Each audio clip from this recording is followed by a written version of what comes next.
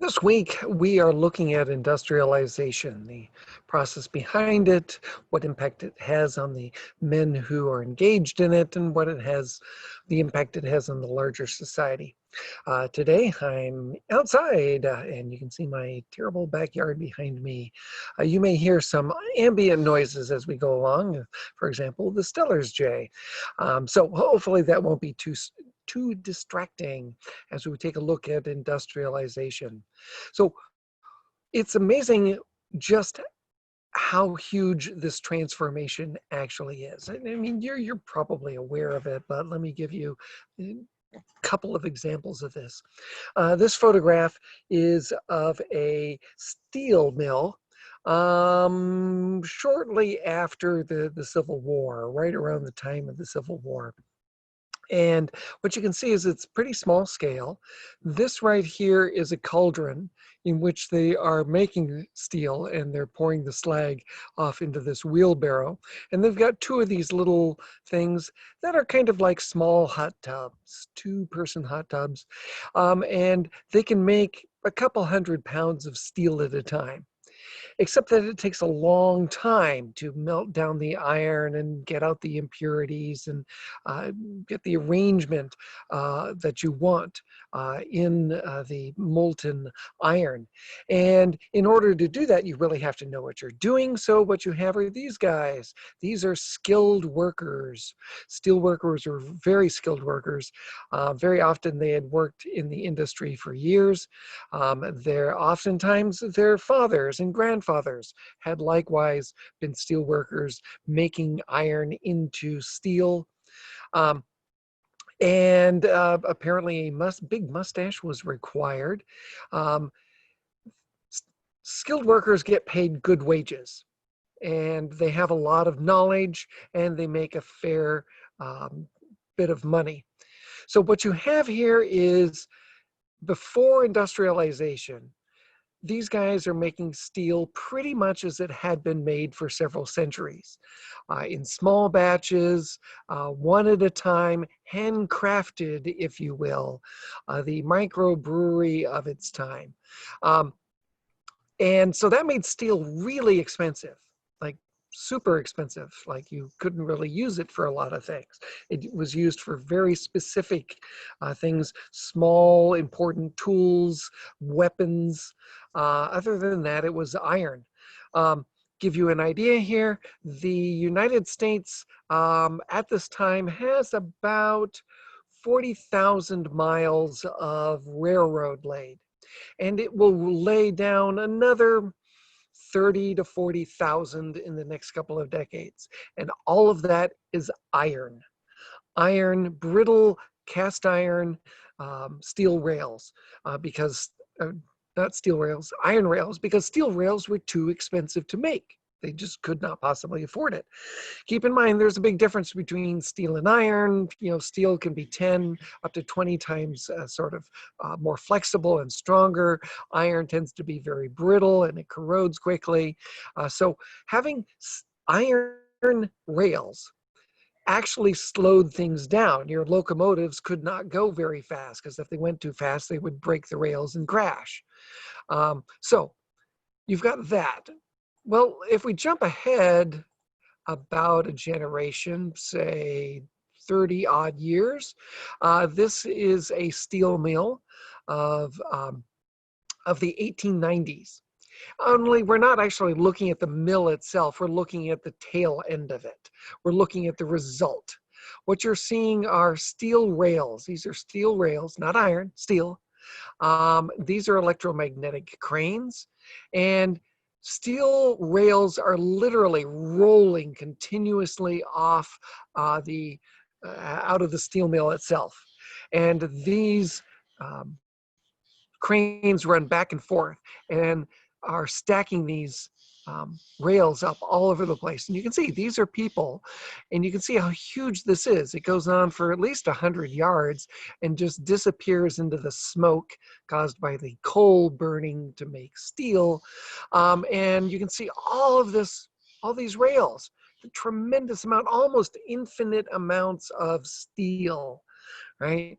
Somehow we're able to leap from, oh, we can't make enough steel, it's way too expensive to even make one steel rail, to we're just making tons and tons of steel rail continuously, and it's very cheap. Not only that, but these guys that you see here, they're unskilled workers. They just show up and immediately get hired. They don't need any skill for the work that they're doing, which in this case is basically stacking and making sure that these rails remain stacked and don't fall over. They make a very low wage, right? There isn't any minimum wage at this time, so it might be $1, $1.25, or $1.50 a day. And steel is undergoing a process. Steel production is changing so that um, skilled workers aren't really needed anymore, as we'll see. And once you get rid of skilled workers, you are de-skilling your labor force. Part of industrialization is de-skilling. You're getting rid of skilled workers who have knowledge and who require high wages, and you're replacing them with a bunch of unskilled, low-skilled workers who don't need any knowledge and whom you can pay very low wages to. Those are key, that's a key element of industrialization. Couple more pictures. This is a iron foundry. These guys are buildings out of iron and steel. And again, they're all skilled workers. Each one of them is given their own little workbench and told, here, we need you to build widgets or this pump or this wheel. And they will handcraft those things that are needed individually, right? Which means they produce them very slowly. These guys cost a lot of money and they don't produce a lot because they're producing handmade, one at a time items. And not only that, take a look at this. This looks worse than my garage. It's just full of stuff. It seems to be incredibly disorganized. So this is kind of industrialization, or before industrialization. This is, we're looking at one corner of the Homestead steel mill in Pennsylvania, owned by the Andrew Carnegie Steel Company. And we're looking at just one tiny little bit of it, but each one of these is a Bessemer steel cauldron, and more about Bessemer later if you're not already familiar with it. And each one of these can produce 20 tons of steel every half hour. And you can see just how massive this is, in row after row after row after row of all these railroad tracks and cars. It's just a massive, massive production of steel. And this is just one of many steel mills owned by Andrew Carnegie. Right, so we're seeing a gargantuan leap forward in technological production of steel, which in turn, by the way, allows you to make most anything you need out of steel, which makes everything else more efficient and better. But we'll see. But instead of talking about steel, let's talk about meat. Something a little closer to our hearts, because that's what our hearts are made out of, our meat, right? Meat production is one of the very first parts of the economy to be really industrialized during this period. To have, what you're going to have is skilled workers, butchers, who are going to be driven out of business, and they're going to be replaced by machines that do a lot of their labor, and unskilled workers, right? De-skilling and mechanization. De-skilling and mechanization, they're going to be big. But in order to understand the transformation that the industrialization of meat encompasses, we have to do this thing where we go look at the situation before industrialization and then look at it after. What's happening there? So we have to turn back the wheels of time and take a kind of quick snapshot at what meat production was like before industrialization. First off, animal meat comes from animals like pigs and cows. You probably knew that already. They grow up on farms. And the vast majority of Americans lived on farms, right? They lived on farms, they raised their own meat, they slaughtered their own meat, they made their own bacon and ham and steaks and everything else. It's all right there on the farm. But a growing portion of the population lives in the cities, in the urban environment where factories are and where business offices are and so forth. Um, and those people can't farm. You can't work at a factory and have a farm in your apartment. It just does not work out that way. So people in the cities would go and purchase meat from their local butcher, right? Um, I know I'm kind of bouncing around here. Purchase it from their local butcher. And that butcher in turn, pretty much each day would go down to the stockyards where he would purchase a cow or a pig or something from probably a farmer or from somebody who the farmer sold the cow to. And the animals were grown on farms right outside the cities, right? You had the city and then you had farms, and those farms produced the meat and grains and other things needed for the people in that city. And so you'd take your farm animals in and you would sell them to the butcher, and the butcher would then slaughter them and turn them into tasty, delicious treats. And then in turn sell those to the customers in town. So you've got a number of things. The animals are grown very close to the city. There's not many steps. It's pretty much farmer, butcher, customer, maybe farmer, merchant, butcher, customer.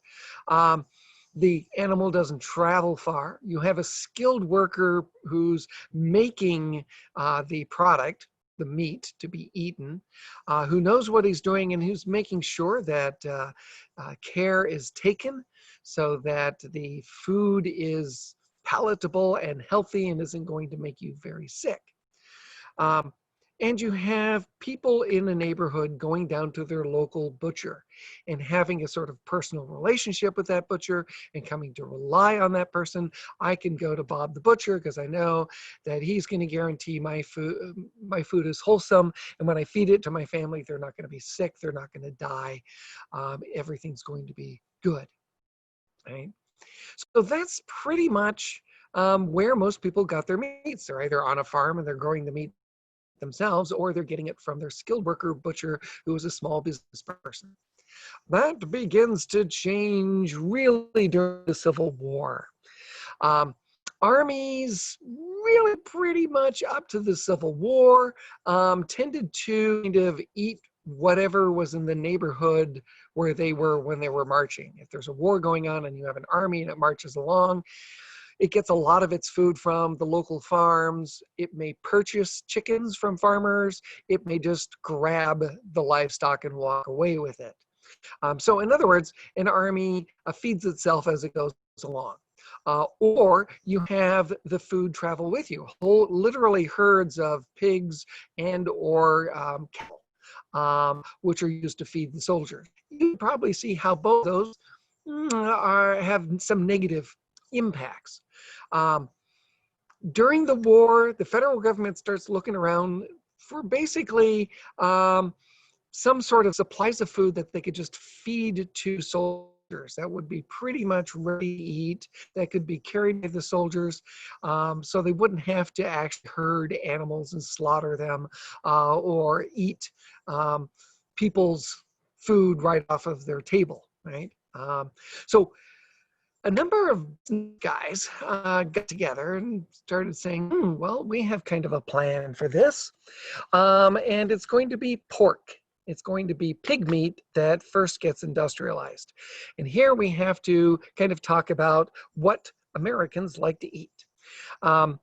Generally speaking, what we eat from pigs, particularly bacon and ham, but also chitlins, pickled pig's feet, and so forth, are all preserved meats. They've all gone through a process to keep them from decaying so that you can eat them later. Jerky is kind of the extreme version. You completely dry it out, take all the moisture out, and you fill it up with salt. Without any moisture and with all that salt, microbes can't really get in there and decay it, and you can, the shelf life of jerky is years sometime. But eat a lot of jerky. It's bad for you because it's so salty, and there are other problems with it. Anyways, good snack though. Um, the thing is, Americans like preserved pork. We're not so we're keen on preserved beef. We like steak, maybe aged a little bit, but we want red meat. We don't have a bacon version of beef, right, coming from cows. This is at a time when you have to do that because you can't refrigerate anything. There's no artificial refrigeration, right? No way of mechanically keeping things cold. If it's wintertime, great. You can go stick it in the snow and it's going to be fine. The outside is your refrigerator. But outside of the 3 months or so of winter, you can't do that. And once you've killed an animal and you've stripped it down to the parts that you're going to eat, those parts begin to decay. They may last a few hours, they may last a few days, depending on the weather, unless you really preserve them. So, with all of that in mind, right?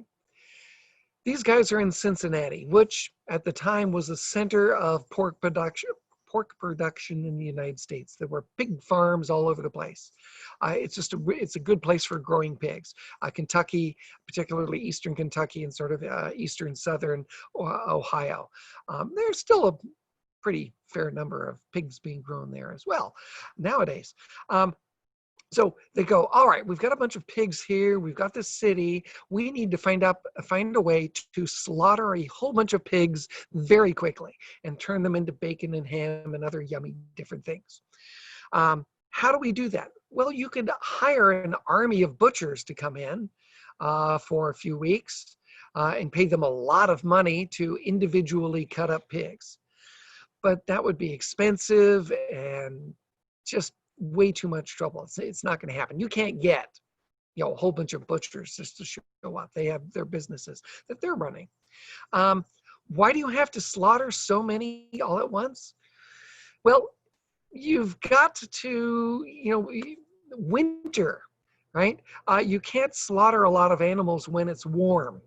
If it's warm, they immediately begin to decay. You want to avoid that. So basically, you're slaughtering all the pigs you need for a year in this model between kind of November, December, maybe into January. So they needed to slaughter a lot of pigs very fast without using a skilled workforce. One of the helicopters fighting the bear or the Claire bear fire about 3 miles from here. Very exciting. What did they do? They come up with an idea, right? They're going to industrialize meat production, the killing, slaughtering, chopping up, and processing of pork. What does that look like?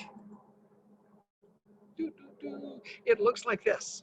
In one historian, you'll note that this is in quote marks up here, quotation marks, called this the disassembly line, right?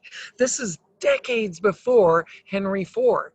But it is a moving industrial line. They're just breaking something down from having a pig to breaking it down to bacon and pickled pig's feet and pig skin and so liver and oils and everything else. They're breaking it down into all these different things rather than assembling a bunch of raw materials into a car, right?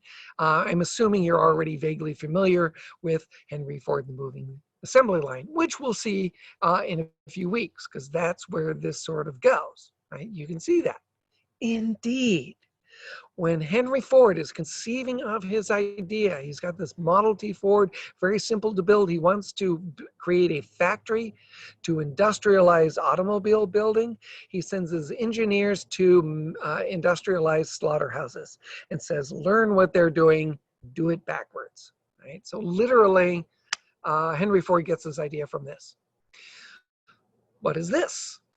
The disassembly line is based on the idea that you do everything in steps, right? What's the first thing you do with the pig? Well, you clonk it on the head so it's unconscious.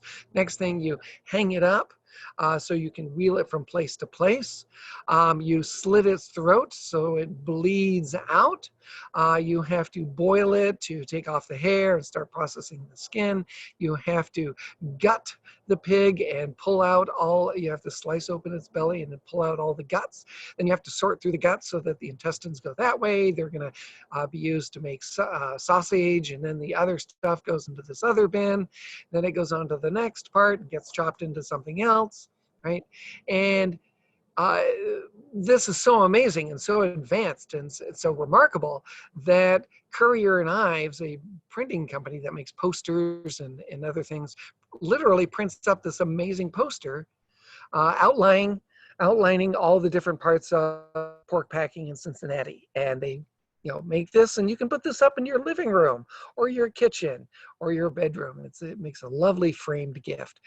So here come the pigs. They've already been bled, and they go and gutted. Now they go into the boiling water, and then they come up here, and these guys are skinning and removing different parts. They get hung up. They go on to the next part. Over here, they get chopped up. These are going to become hams, and then this is going to become bacon. It goes downstairs into kind of the cellar where you're able to boil or process it or put it into brine, this very, very salty water in order to create salt pork. You're preserving it, right? And it's underground because it's cool underground. You're able to control the temperature. It's not cold enough to be a refrigerator, but it slows the decay process down a little bit, right? So keep in mind, so this is disassembly line, right? This is industrialization. What is that? Break down the entire process of creating whatever it is that you're creating into little baby steps. That could be done by one man or a pair of men or a small group of men over and over and over, doing exactly the same step continuously all day long, every day. You don't need skilled workers, because you could hire these guys and give them 30 seconds of training here. On the job training for these guys, here's a knife, be careful, it's sharp. Put the point here, come on all the way down, yank the guts out. There's your training, go to work, right? And so these guys can be paid $1.25 a day instead of $5 or $8 or $10 a day. And these guys are probably paid even less. So you have all of these different stations, these different steps where you have a unskilled worker or a machine doing that thing over and over and over again. That's what industrialization is. If you're bringing in machines, that's mechanization. If you're just using these guys, that's de-skilling. De-skilling, mechanization, they go together, right? You're going to get sausage machines that are going to be created. You're going to get fertilized machines. You're going to get margarine machines, all sorts of different things that are going to go on there. Very loud helicopter. Okay, so I think that's a good place to stop, to pause, and we'll go on to the next step shortly.